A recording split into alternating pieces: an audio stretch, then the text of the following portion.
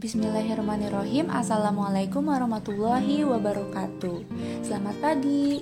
Kita berjumpa lagi di mata pelajaran sosiologi. Seperti biasa, sebelum kita mulai, Ibu minta kalian untuk mempersiapkan diri terlebih dahulu. Duduk yang manis, kemudian siapkan buku catatan sosiologi dan alat tulisnya. Simak video ini dengan baik, lalu catat poin-poin penting yang kalian rasa itu bisa kalian pelajari lagi untuk di pertemuan yang akan datang. Pada pertemuan hari ini, kita akan mempelajari mengenai gejala sosial. Kita mulai dari pengertian gejala sosial terlebih dahulu ya. Gejala sosial adalah peristiwa-peristiwa yang terjadi di antara dan oleh manusia, baik secara individu maupun secara kelompok. Suatu peristiwa atau proses disebut gejala sosial karena perilaku oleh individu yang terlibat di dalamnya saling terkait. Gejala sosial muncul dari aktivitas masyarakat. Aktivitas masyarakat mempunyai pengaruh yang lebih kuat daripada lingkungan geografis atau teknis dalam menentukan kegiatan individu. Masyarakat melalui kegiatannya menentukan keyakinan, keinginan, dan motif perilaku dari anggota mereka. Contohnya, masyarakat desa umumnya bertani, termasuk membajak sawah. Kegiatan masyarakat desa ini berbeda dengan kegiatan masyarakat perkotaan. Masyarakat kota banyak melakukan pekerjaan yang non-pertanian. Tentu kegiatan yang berbeda ini akan menimbulkan gejala-gejala sosial yang berbeda. Selanjutnya adalah faktor penyebab munculnya gejala sosial. Ada dua. Yang pertama, faktor kultural. Faktor kultural berkaitan dengan nilai-nilai yang berkembang dalam suatu masyarakat.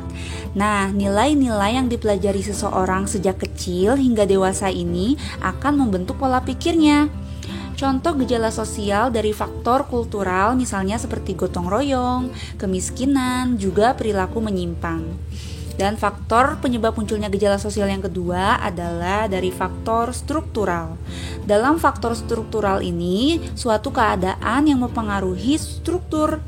Faktor struktur dapat dilihat dari pola-pola hubungan antar individu dan juga kelompok yang terjalin di lingkungan masyarakat. Contoh dari gejala sosial akibat faktor struktural misalnya seperti penyuluhan sosial, juga interaksi dengan orang lain. Selanjutnya kita akan membahas mengenai bentuk-bentuk gejala sosial. Gejala sosial dapat terjadi dengan bentuk yang normal dan dikehendaki. Gejala sosial juga dapat muncul secara tidak wajar sehingga menimbulkan masalah sosial. Bentuk gejala sosial antara lain ada dua. Yang pertama adalah gejala sosial wajar dan dikehendaki. Gejala ini merupakan gejala yang terjadi secara wajar sesuai dengan dinamika perubahan sosial masyarakat. Contohnya seperti norma sosial dan juga lapisan sosial di masyarakat. Dan bentuk yang kedua adalah gejala sosial yang tidak wajar. Gejala ini adalah gejala sosial yang muncul karena unsur serta struktur yang ada dalam masyarakat tidak dapat berjalan dengan baik. Gejala sosial inilah yang kemudian menimbulkan masalah sosial di dalam masyarakat. Contohnya, seperti penyalahgunaan wewenang oleh aparatur pemerintah. Selanjutnya kita akan membahas mengenai dampak gejala sosial. Gejala sosial dapat menimbulkan dampak positif dan juga dampak negatif dalam masyarakat. Dampak positif adalah gejala sosial di mana gejala sosial tersebut dapat dikaji sehingga dapat menghindari masalah sosial yang lebih kompleks.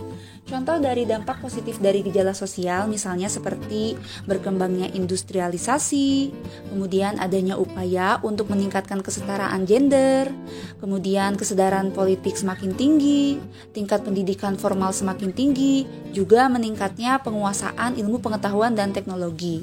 Tetapi di sisi lain, gejala sosial juga memberikan dampak negatif, yaitu yang dapat menimbulkan masalah sosial apabila gejala yang muncul tidak dihendaki oleh masyarakat. Contoh dari dampak negatif adanya gejala sosial misalnya seperti adanya kenakalan remaja, meningkatnya pengangguran, kemiskinan yang kian meningkat pula, dan juga semakin tingginya tindak kriminal kejahatan di masyarakat. Selanjutnya kita akan membahas mengenai fungsi sosiologi dalam mengkaji gejala sosial. Nah, dalam mengkaji gejala sosial, sosiologi berfungsi untuk menganalisis serta mencari sebab-sebab munculnya gejala sosial dalam masyarakat. Manfaat sosiologi dalam hal gejala sosial ada dua. Yang pertama adalah manfaat pembangunan. Jadi, sosiologi dapat membuat perencanaan sosial yang baik berkaitan dengan gejala sosial. Juga fungsi yang kedua adalah untuk manfaat penelitian. Sosiologi bermanfaat untuk mengkaji gejala sosial dan mencari jalan keluar tentang gejala sosial yang muncul dalam masyarakat. Nah, di pembahasan terakhir ada beberapa contoh dari gejala sosial. Nah, contoh dari gejala sosial itu bisa dikategorikan berdasarkan sumbernya. Yang pertama adalah masalah ekonomi. Contohnya seperti pelapisan sosial berdasarkan status ekonomi, kemiskinan, dan juga pengangguran. Yang kedua itu dalam masalah biologis, seperti munculnya virus penyakit. Nah, keadaan sekarang di mana saat ini dunia sedang ada pandemi COVID. Nah, itu merupakan gejala sosial dalam ranah biologis. Nah, selanjutnya ada masalah biopsikologis. Contohnya seperti kasus bunuh diri. Dan yang terakhir, contoh gejala sosial dalam ranah kultural. Misalnya perceraian dan juga kenakalan remaja.